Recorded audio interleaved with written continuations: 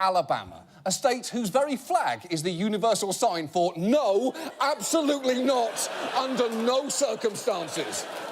Their governor has been in the news lately due to a sordid scandal.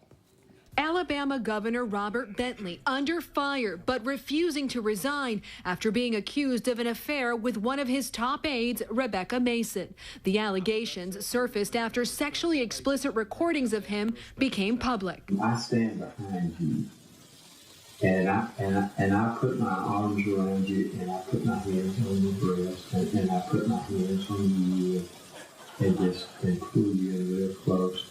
I love that too. Oh, he says that like an 8th grader trying to convince the boys' locker room he's had sex. And then I stood behind her and I put my hands on her boobs and we were done. Then she yelled, "Hooray, you're the best person at sex!" It happened. It happened. We did sex, y'all. Now, while Bentley denies a physical affair, there have nevertheless been moves to impeach him, including charges that in the course of the affair, he unlawfully used state property. And there's one particular piece of property that, according to someone who heard the Bentley tapes, might have been involved. It's stunning. It really is when you hear it. Governor Bentley describing encounters with Mrs. Mason. At one point made the comment that if we're going to do this again, you know, we're going to have to lock the door and we're going to have to move Wanda's desk farther away from the door, Wanda being his executive assistant, whose office is just right off of the governor's office. Hey! Don't bring Wanda's desk into this. You know what? You know what? Wanda is the real victim here. And if the governor will not apologise to her, I will. Wanda, I am sorry that you got dragged into this shit.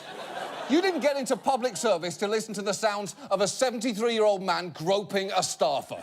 So, to make it up to you, tomorrow we are sending an edible arrangements I'm very sorry fruit box to your desk, wherever it is now. You enjoy it, Wanda. You enjoy it.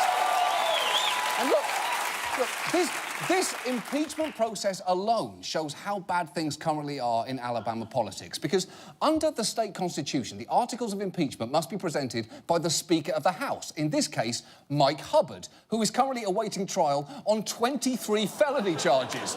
And once the trial begins, it will be presided over by the Chief Justice of the State Supreme Court, Roy Moore, who was once himself removed from office for the dumbest possible reason. Moore was charged with 6 counts of ethically violating his office for refusing to remove a stone depiction of the 10 Commandments he had placed in the state Supreme Court's rotunda. It's true. So let's just recap for a second. The Speaker of the House, who is currently facing felony charges, will present the articles of impeachment to the governor, accused of a sex scandal, and the whole thing will be presided over by the Chief Justice, who was once removed from office for ethics violations. This is either a grave insult to the state of Alabama or the most Alabama thing that state has ever done.